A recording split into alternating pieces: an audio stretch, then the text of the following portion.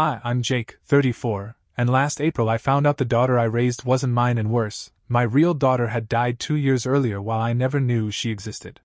It started with blood work. Sophie, 10 years old, needed labs before a minor surgery. No big deal. Until the doctor pulled my wife and me into his office, sat down with this look, and said, "There's a problem.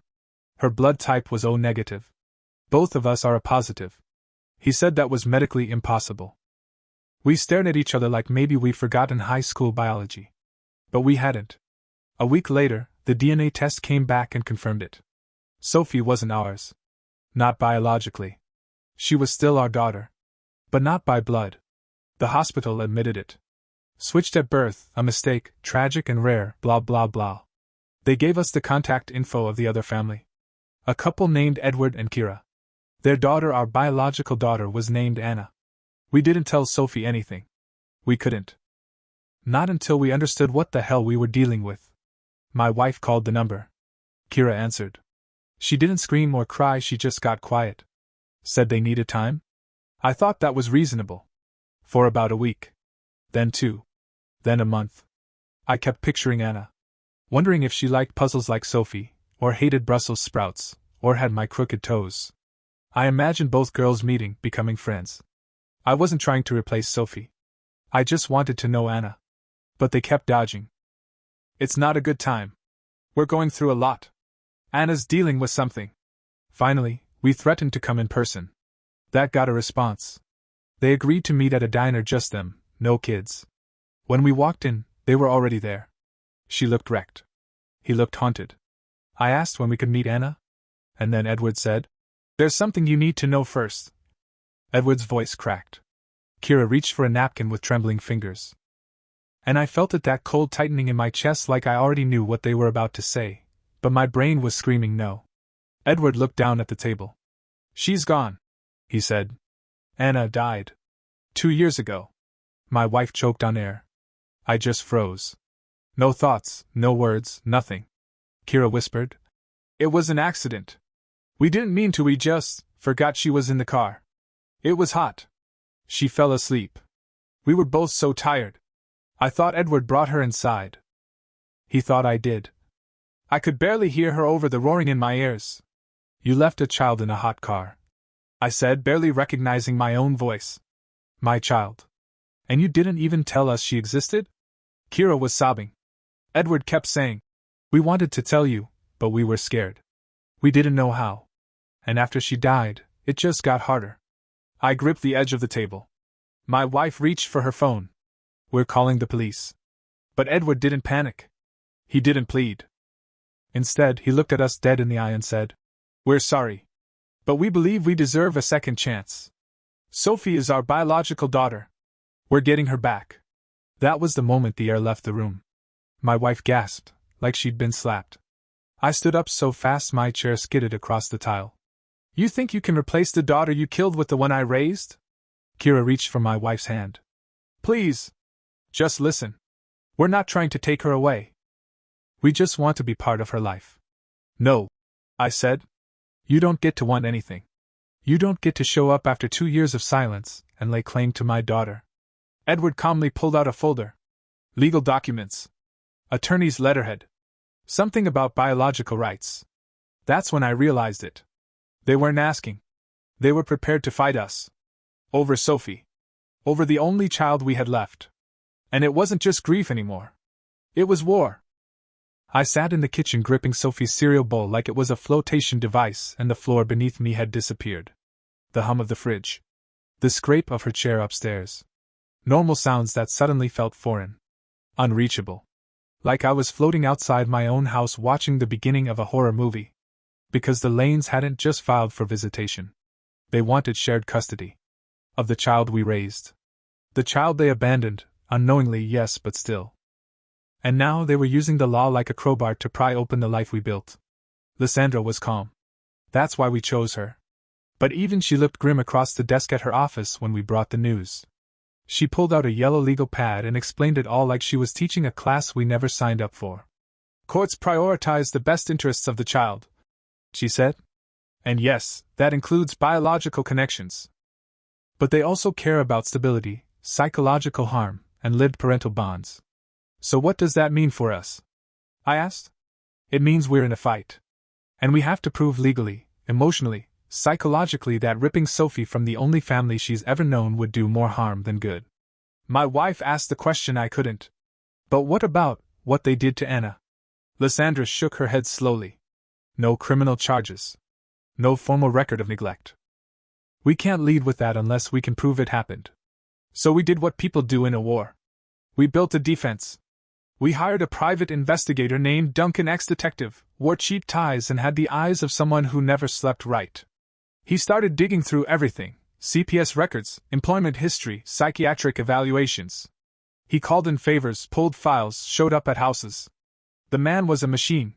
And while he hunted in the dark, we tried to keep our house lit and normal. Sophie started picking up on things. Why are you whispering so much? Why do you both look tired all the time? Is something wrong with me? We lied. We smiled. We told her everything was fine. It wasn't. The night before the hearing, I couldn't sleep. My wife and I sat on the couch going over possible outcomes. What if they got supervised visitation? What if a judge ruled in favor of biology over everything else? What if we had to explain to Sophie why she was spending weekends with strangers who once left their real daughter in a car to die? And then my wife asked the question I hadn't dared say out loud. What if we lose her? The next morning, we walked into court in our best clothes, pretending we weren't unraveling. The Lanes were already seated. Kira looked pale and medicated. Edward stared at us like we were squatters in his house. Their lawyer wore an expensive suit and a smug smile. Lysandra stood tall and composed. She laid out our case: 10 years of parenting, school records, medical records, birthday photos, Christmas mornings, dance recitals, bedtime routines, all of it. She brought up Sophie's stability, her well-being, her connection to us. Then came the Lanes. Their attorney argued biology. That love was important, but blood mattered too. That they'd suffered enough. That they just wanted a chance to know their daughter. The judge listened. She didn't react. She took notes. Then she ordered a full custody evaluation, home visits, psychological interviews, reports from school counselors. Sophie would stay with us for now, but the decision wasn't final. The hearing was adjourned. And that was it. That was the midpoint. That was the moment we realized this wasn't going away. That the next few months might break us. And the people who let our daughter die were trying to take the only family we had left. We got home from that hearing and collapsed. Not like drama collapsed, I mean body stopped working, collapsed. I don't remember what we had for dinner. I don't remember if Sophie brushed her teeth. I remember sitting on the edge of our bed staring at the closet door like it had personally betrayed me. The court-ordered custody evaluator Marcella Price called 2 days later. She had the voice of a woman who's had a lot of people cry in her office. Calm, warm, direct. She said she'd be scheduling visits and interviews with all of us, including Sophie. But before she could interview our daughter, she said, we had to tell her the truth. Not the soft version. Not some medical paperwork got mixed up. The real truth. That the hospital gave us the wrong baby. That her biological parents were still alive. And they wanted to meet her. We didn't know how to do it. We sat in Marcella's office and rehearsed lines like we were trying to perform open-heart surgery with sock puppets. Marcella coached us. Start with love. Always come back to that. Be honest, but don't overwhelm her. Let her ask. Don't flood her. We scheduled it for Saturday morning. Sophie was 10. 10 is not an age built for this kind of conversation. We sat her down in the living room. My wife took her hand. I cleared my throat and said the words I had rehearsed 1,000 times and still nearly choked on. When you were born, something happened at the hospital. A mistake. She blinked. I told her she wasn't biologically related to us. But that didn't change how much we loved her. Or that we were still her real parents. She asked. So, do I have another mom and dad? My wife was crying. I held Sophie's hand tighter. Yes, I said. But they've never met you. And you've never met them. And that's okay. Nothing has to change unless you want it to. Then she asked the question I'll never forget. If I'm not your daughter, do you still want me? We both broke. We hugged her so hard she could barely breathe. We told her she was what made us a family. That love isn't about blood. It's about time, and scraped knees, and bedtime songs, and crying at dance recitals, and math homework tantrums. Marcella sat nearby and watched gently. Sophie asked a few more questions. She asked if she had a sister. We said yes. Then she asked, "What happened to her?" And we couldn't answer. Not yet. Marcella nodded. We'd told enough for now. The days after that were rough. Sophie started following me around the house. Wouldn't let my wife go anywhere without hugging her twice. She had nightmares. She asked every night, "Are you still my mom and dad?" And every time we said yes, but it never stopped her from asking again. We slept on her floor for 3 nights straight. Just to make her feel safe. Meanwhile, Duncan our PI was turning over every rock on the lanes. And what he found.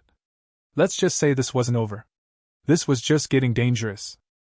2 weeks after Sophie learned the truth, Duncan our investigator walked into our lawyer's office with a file so thick it looked like a murder case. He sat down across from us, steepled his fingers like some noir detective, and said, "They're worse than you think." The Lanes, Edward and Kira, weren't just grieving parents. They were unstable. Legally, medically, and emotionally. Duncan laid it out piece by piece while Lysandra took notes like she was writing closing arguments in her head. Kira had been hospitalized twice since Anna's death for psychiatric emergencies. Her medical records, which Duncan obtained through a legal backdoor that honestly I don't want to know the details of, showed a diagnosis of severe depression with psychotic features. She was on antipsychotics for a while, but stopped taking them last year against her doctor's advice. Her psychiatrist had detailed notes. Kira spoke to Anna like she was still alive. Set places at the table. Told people she could hear her voice. One note described her as delusional with impaired judgment, and high risk for inappropriate attachment behaviors. And the kicker? Her psychiatrist warned her not to pursue contact with Sophie. Explicitly. Because she was projecting Anna onto her and didn't see Sophie as a separate child. Edward wasn't doing much better. He'd been fired from 2 jobs in the last year. One for erratic behavior and verbal aggression. The other for disappearing mid-shift multiple times. His boss wrote he was unstable and volatile under stress. They were 3 months behind on rent. Eviction was already filed. CPS had visited their property twice in the past year due to neighbors reporting Kira yelling at no one in the front yard and leaving stuffed animals out in the rain. For Anna. Every time, the case was closed, no child in the house, no harm done. But now they wanted Sophie. Lysandra leaned forward. "This is gold," she said, flipping through the pages. "But judges don't terminate custody based on mental illness. We have to prove it makes them dangerous." Duncan nodded. "There's more." He played an audio recording from a neighbor. A woman named Julie across the street. She said she saw Kira outside last week talking to a little girl that wasn't there. Not just mumbling full sentences. Laughing. Saying things like, "You're such a good girl, Anna. I love you so much." She even set up a plastic pool for her dead daughter. I felt cold all over. I looked at Lysandra and said, "Can we really let Sophie anywhere near these people?"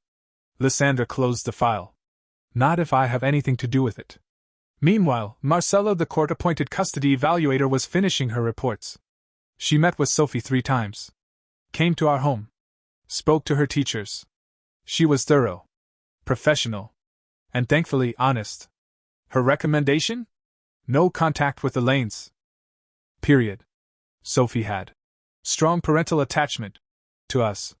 And showed significant psychological distress. Even thinking about leaving. Forcing visitation, Marcella said, would cause irreparable emotional harm. We thought we were done. We thought we'd won. But then the Lanes requested mediation. Mediation is supposed to be a chance to find compromise.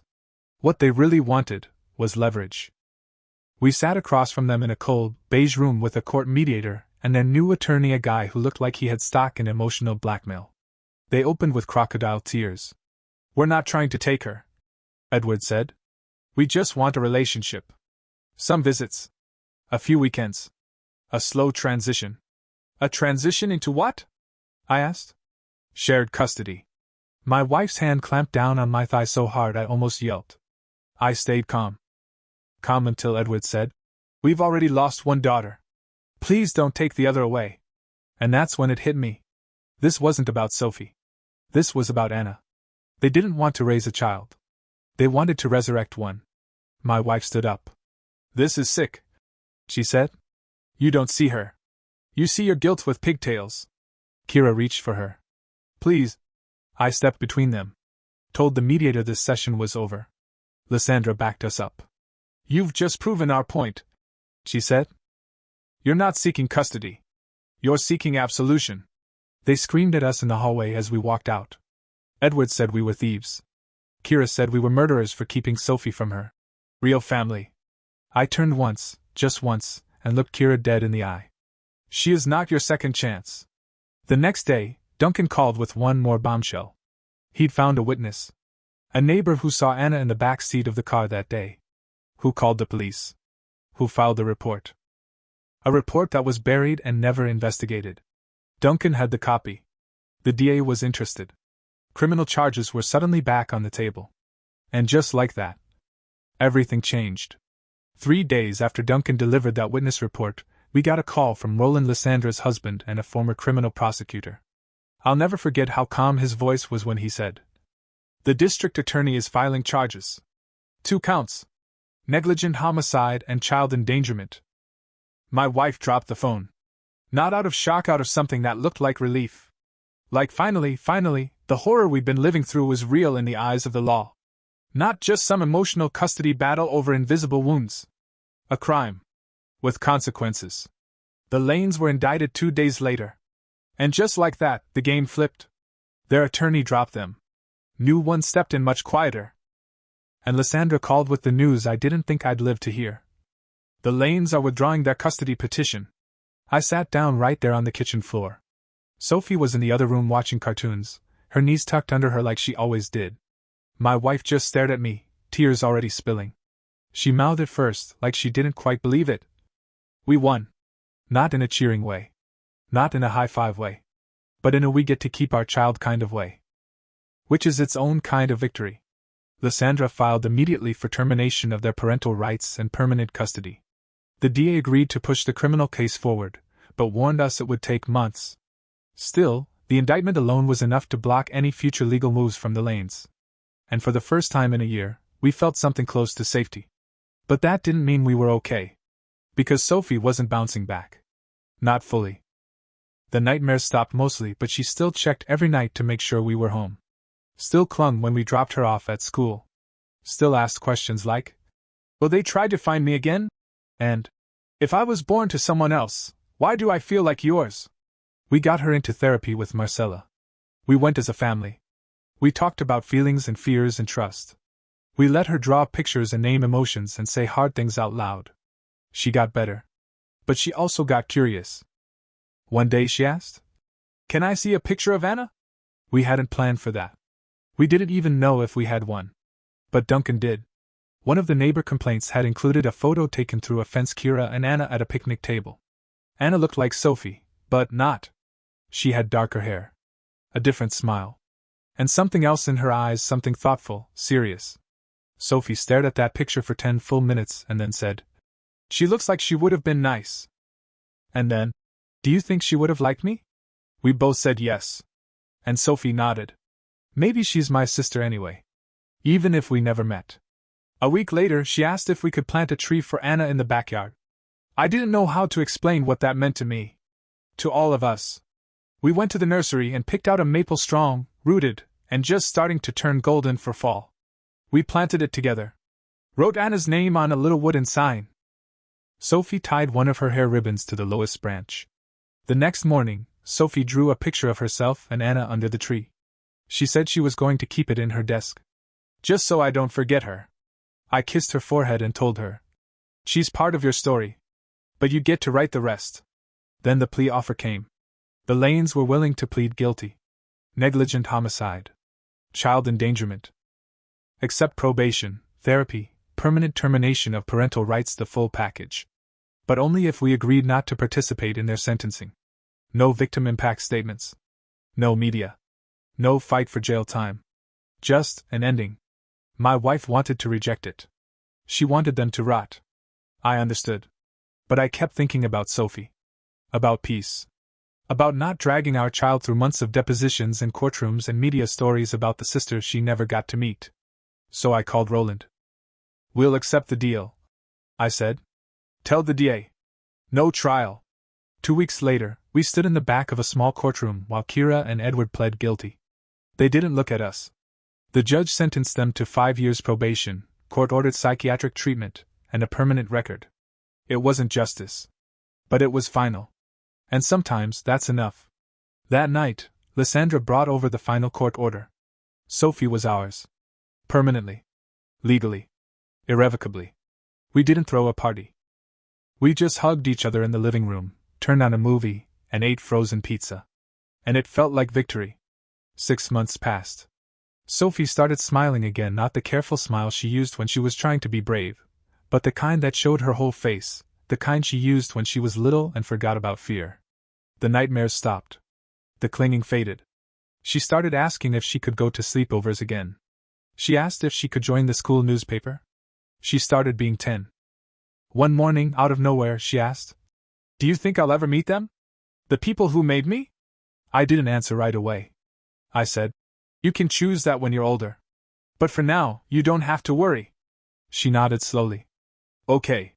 I'm just curious." We kept her curious. Not scared. Anna's tree in the backyard grew tall and healthy, leaves stretching wide like arms.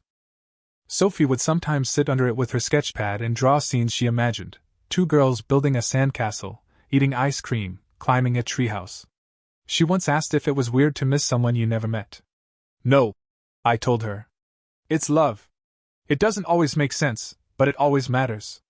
My wife and I finally started breathing again too. No calls. No emails. The Lanes left the state, completed their probation quietly, and vanished from our lives like a shadow that finally passed. We kept their contact info in a sealed envelope, locked in a drawer labeled Sophie's Choice someday. She grew taller. Sharper. Kinder. And the past, that long, tangled year of pain and terror, began to shrink in the rearview. It would never disappear. But it no longer ruled us. Sophie started 8th grade that fall. She asked if she could write about being switched at birth for her personal narrative project. We said yes as long as she felt ready. She titled it, "What Makes a Family?" And then she wrote the truth. All of it. With her whole heart. Sophie stood in front of her class the day she read her essay. She didn't cry. She didn't fumble. She spoke clearly, like someone who had lived the story and earned every word. She talked about love not being about DNA, but about pancakes on Saturdays, hugs when you're sick, and people who stay even when things get scary. She said she had a sister she never met, but still missed. She said she was lucky because even though she was switched at birth, she landed exactly where she belonged. Her teacher cried. Half the class did too. She got a standing ovation. That night, we had dinner under Anna's tree. Sophie brought out 3 cups of lemonade and set one down on the ground beneath the branches. "For her," she said. My wife squeezed my hand. I couldn't speak. We sat out there until the sky turned that deep blue color right before stars show up. Sophie leaned her head on my shoulder and asked, "Do you think Anna would have liked lemonade?" "I think she would have loved it," I said. And I meant it. We still check the locks. Still glance over our shoulders sometimes. Trauma doesn't vanish. But it softens. And what's left behind isn't just pain, it's clarity. We know what matters now. We know how far we'll go to protect it. Sophie is safe. She is healing. She is growing into someone who knows her worth isn't defined by blood or paperwork, or the past. And us? We're her parents. By every measure that matters. And no one will ever take that from us again. 1 year after the custody battle ended, Sophie stood in our kitchen, holding a drawing she'd made of our family, me, my wife, herself, and Anna's tree. She handed it to me and said, "I don't remember everything, but I remember feeling safe." I hugged her tight and whispered, "That's all we ever wanted." Outside, the tree swayed in the breeze. Not a gravestone, not a symbol of loss, just a living thing growing alongside the girl we fought for. Some stories leave scars. Others leave roots. Ours gave us both.